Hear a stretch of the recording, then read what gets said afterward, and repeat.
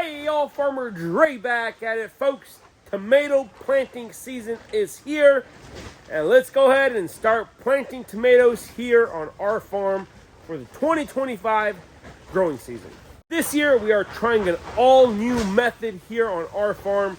We are planting our tomatoes in the high tunnel, and we are planting them in pots. And the growing medium that we're using is peat moss. So we're putting peat moss in the pots.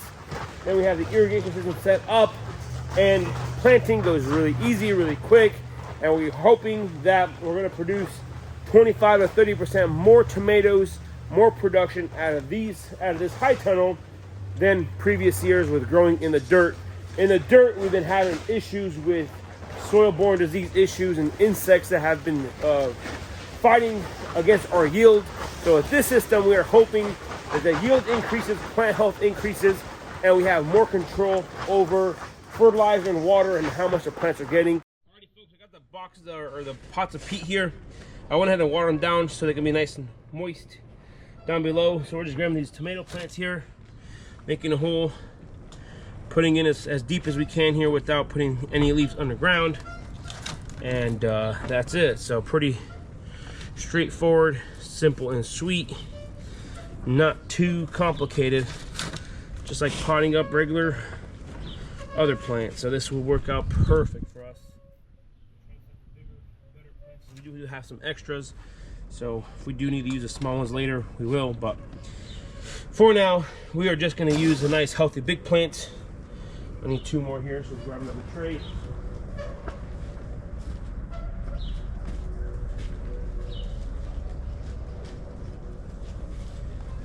Red Deuce. As you guys know, my absolute favorite variety to plant here on our farm. Just been a good work for us. You know, why try something else if this works out great? I know there's other farmers out there that plant, you know, more than one variety and stuff, but our customers seem to love the Red Deuce. They enjoy them. We enjoy growing them. So if it ain't broken, don't fix it.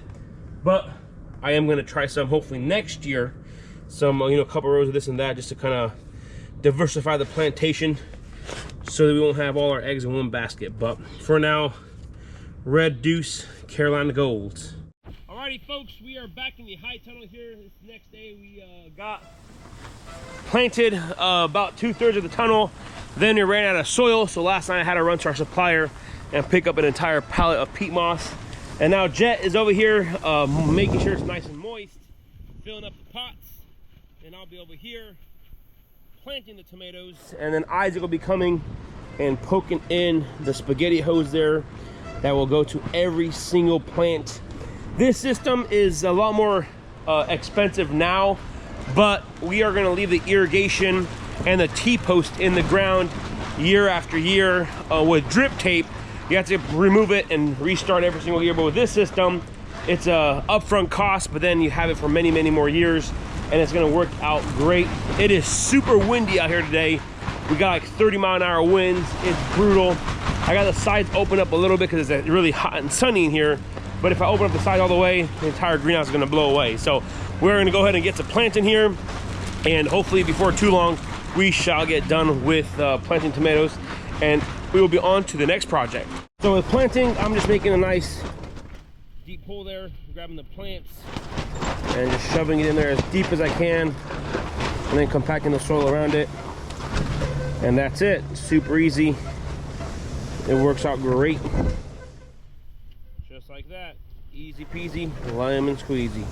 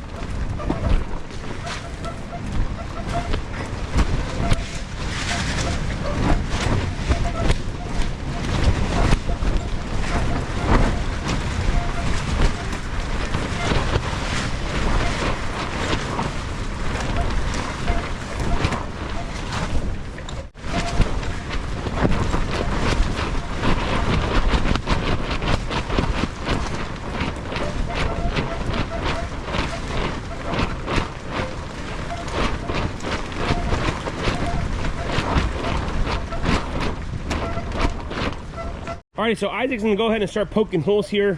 One thing I did learn is that the water needs to be on. The lines need to be pressurized for that puncher to work.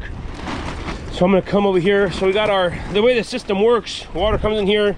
I left this valve open to fill. Got a filter for that, pressure regulator, 35 PSI, the injector, and these are the automatic timers. I'm gonna come over here, inside the box, open it up, turn it on to channel 1. It's currently off. I'm gonna go ahead and put on 10 minutes here. Press on. So now the water is on. That valve kicked on. Now we're shooting water to all the rows here, and it gives Isaac enough time to pressurize the line and then to start poking holes. Alrighty, so the UAC is pressurized. If they dribble water like that, that means we are in business. So we got this punch hole thing. Isaac's gonna make sure there are enough at every single pot. He squirts out there, grabs the knob, shoves it in there, make sure it drips. And you can see it drip down the side. They're all brand new, so they all should work. And we're putting them on the north, or on the west side, because this tunnel is kind of slowly slanting this way, so that the water will hit down this way. So it goes pretty quick. The irrigation probably takes the longest to get going, but he's done this a few hundred times, so it goes pretty quick. So just a little, stay on your knees. And like I mentioned, these pots are going to stay here, or the irrigation system is going to stay here forever. And then if we ever decide to do other crops in here, we're going to still use the same irrigation system, and they have, we can cap those off. But yeah, it goes quick, fast, and easy. Punch it in there, poke it, and that's it. On to the next. They are looking really good. Tomato plants are starting to green up a little more, starting to look fresher. Hopefully the wind doesn't do too much to them, but yeah, they're looking great. So we had to manually make these. So the spaghetti tube came in a 1,000-foot roll. We cut at 2 foot, and this emitter here emits 2 gallons, or half a gallon of water per hour. So half gallon of water per hour through this little dripper here. And of course, this stake here is just made to push in the dirt. You technically don't need a stake, but because the hose will still drip because of the emitter, but it just keeps it nice in place, and can go down deeper.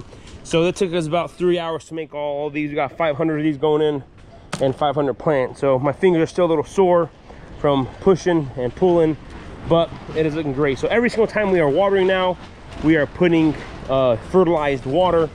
And the way the system works is a timer is going to kick on. I already programmed it's going to water 3 times a day for a half hour each for now.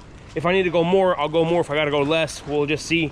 I'm gonna come in here and check the bottom of the pots. If the bottom of the pots are nice and wet and leaking, that means we're putting on enough water. If not, then I gotta adjust this, put on more water. So it's something new to me. We're gonna have to figure it out, but so far it is looking great.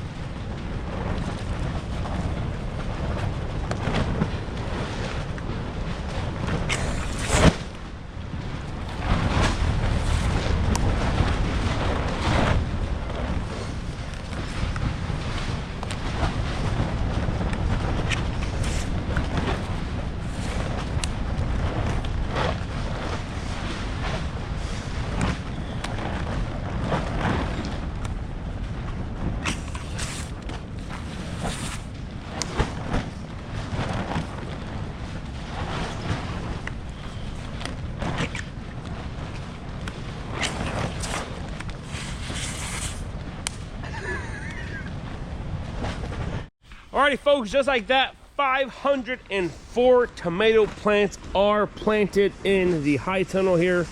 They're looking great. We start off the morning at 75 degrees outside. The wind picked up, and we have a crazy storm coming in from the west. It is about 40 degrees outside right now. So in a matter of 5 hours, temperature dropped drastically, and it's just gonna be colder and colder. Tonight it's getting down to 30 degrees. So I gotta make sure the heater thermostat is on. The heater was working earlier because it is getting cold in here. I'm gonna go ahead and set the thermostat to 60 degrees. It's already set a little bit. There you go. See the mark there? 60 degrees. That's 65. There you go. That's perfect, and everything should work. So yeah, heater is set. Plants are planted. I have the timer, the watering timer on auto. Like I said, for now we're watering 3 times a day: 8 in the morning, noon, 5 or 6 p.m. I think it's 5 p.m. For half an hour each time. So everything should be automated. Everything should be ready to go. The plants are looking nice. The ones we planted yesterday, nice, green, and healthy. Hopefully we get some heat and some sun, and we'll be kicking some butt here. So the next step here in the high tunnel is to pound the poles in the ground, the T-post, for the Florida weave method. That's the method we have been using here on the farm. That's a method we're gonna still use on these tomato plants. Traditionally, greenhouse tomatoes are staked, leaned, and lowered, but that just takes so much time. The Florida weave method is the best way to do it, at least for us here on our farm, just because we're able to trellis really fast and take care of the plants really fast and easy. So we're really excited for this system. If you guys have any other questions, go ahead and leave them down in the comment section below. I'm gonna try to do my best to respond to them as much as possible. And you know, everything's super exciting. Everything's moving along towards spring and summer. So hopefully in this high tunnel here, by the middle of May, we should be picking ripe tomatoes. All right, guys, we're gonna go ahead and end off the video for today. If you guys haven't already, go ahead and smash that like button if you guys enjoyed today's video. Don't forget, hit that subscribe button. And don't forget, I'll be posting on my channel here more and more. So if you guys do enjoy my content, go ahead and subscribe and follow along for the journey here on our farm. So I want to say thanks for watching up to this point. You guys have a good day, and we'll see you next time.